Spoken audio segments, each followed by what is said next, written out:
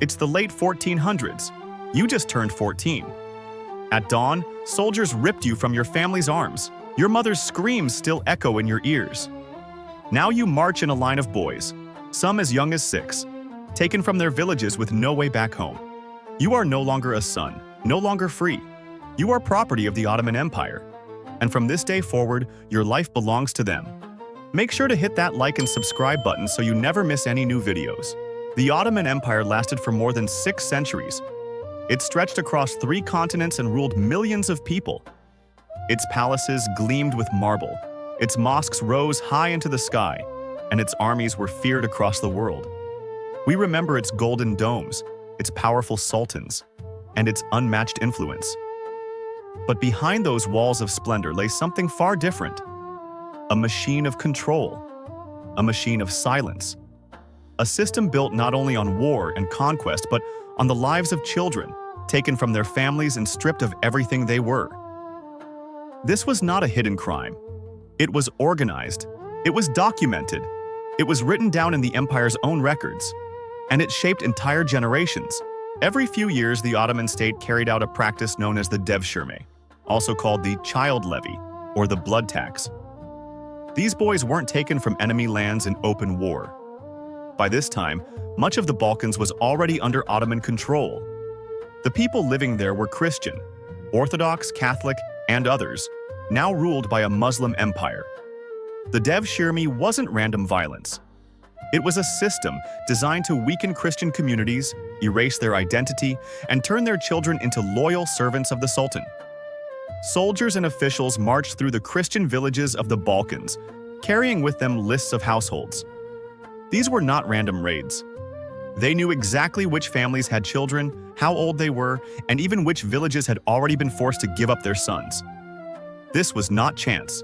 It was planned. It was human farming. When the soldiers arrived, fear spread like wildfire. Families locked doors. Mothers tried to hide sons in basements or in the forest. Some dressed their boys as girls, hoping to fool the officials.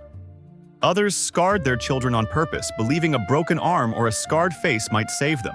They searched every house, every barn, every hiding place. And often, betrayal came from within. Neighbors turned on neighbors for money or favor. Informants whispered names. Even priests sometimes gave away boys, either out of fear or for bribes. In the village square, boys were lined up. Officials examined their faces, their posture, their teeth, their bodies. They judged beauty, intelligence, and health as if they were buying animals. Most targets were boys between the ages of 8 and 18. But records show some as young as 6 being taken. Mothers screamed as their children were ripped from their arms. Fathers, powerless, watched in silence.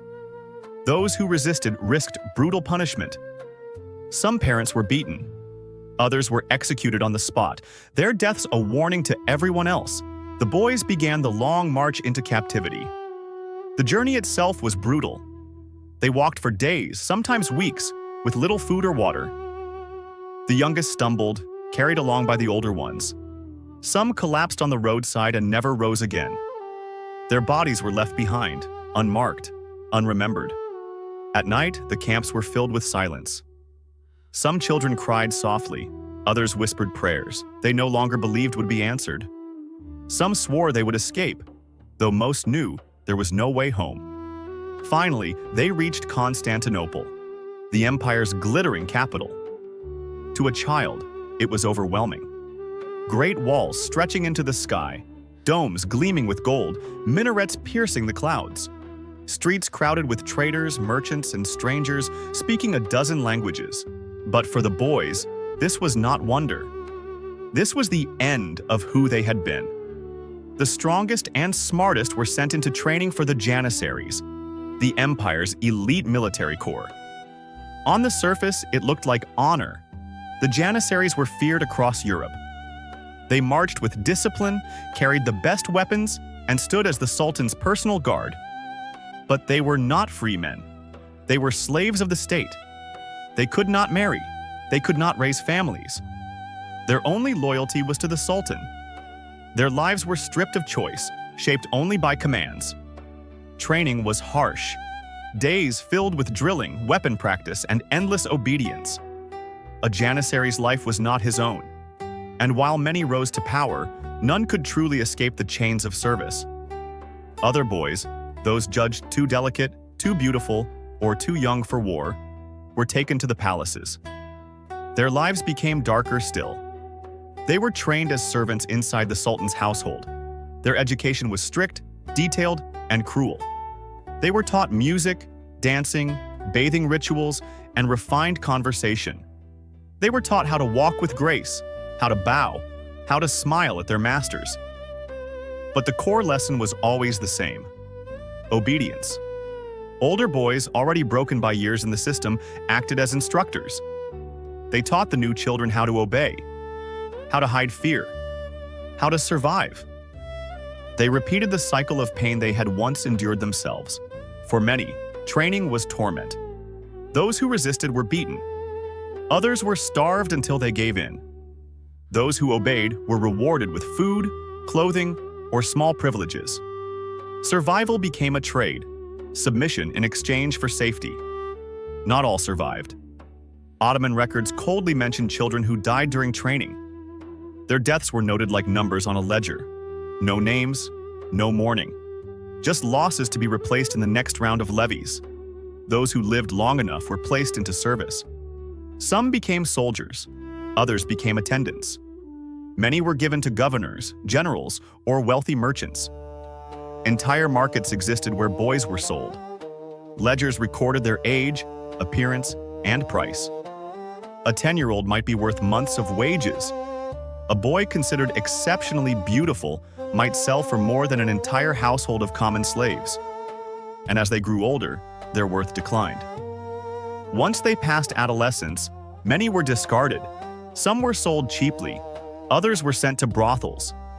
And some, those who had learned too much or become inconvenient, were quietly eliminated. Poison slipped into their food. A drowning staged as an accident. This system did not only produce soldiers and servants, it produced broken men. Survivors carried scars that never healed. Some lost the ability to speak clearly. Others lived in fear, jumping at shadows, unable to trust anyone. Their lives were shattered. And they passed their pain to the next generation, who often suffered the same fate. The cruelty did not stop with boys. Women were taken too. Across Europe, Africa, and Asia, young women were captured and sold in massive slave markets. They were priced like objects. Beauty determined value. Virgins commanded the highest sums. Those considered most attractive were sent to harems. These harems have often been romanticized, painted in art as exotic paradises filled with luxury. The truth was much darker. They were prisons of rivalry and fear. Women competed against one another for survival. To please the master meant safety. To fail meant punishment. Beatings, starvation, humiliation, and sometimes death. Children born inside harems faced terrible fates. Some were raised to continue the cycle. Others, especially those of mixed background, were killed at birth to preserve what the empire saw as purity. Why did this system last so long? Because it worked for the empire. The Devshirme filled the army with Janissaries. It filled the palaces with servants. It gave nobles and governors rewards in the form of human lives. It kept Christian villages weak, poor, and afraid. Families never knew when soldiers would arrive. Fear itself became a weapon, and all of it was written down. Lists of children, training manuals, slave ledgers, cold documents that reduced human beings to data. To the empire, this was not crime. This was administration. The impact was massive. Villages scarred by raids saw their populations shrink. Families chose to have fewer children, fearing they might be taken. Communities fractured as neighbors betrayed neighbors for money. Trust was destroyed. Even some priests and monks, bribed or threatened, gave up names of children. The empire wanted it this way. Broken people were easier to rule. The scars lasted generations. Parents told children whispered stories of the soldiers. Families carried grief for sons who never came home. The fear lingered even after the system began to fade. By the 1800s, the empire was weakening. European powers were rising. The Ottomans could no longer enforce the Devshirme as before, but the memory remained. Families remembered. Records survived. Stories passed down through whispers kept the pain alive. So what does this mean today? It shows how power can twist human lives, how entire systems can be built on cruelty, how rulers can convince themselves that destroying families is simply part of government. The Ottoman Empire is remembered for its architecture and its culture. But hidden behind those achievements is another story, a story of children taken, families destroyed, and lives reduced to property. And the most chilling lesson is this: when cruelty becomes normal, when exploitation is written into law, when people are reduced to numbers on a page, history itself is built on suffering. That is the dark side of the empire.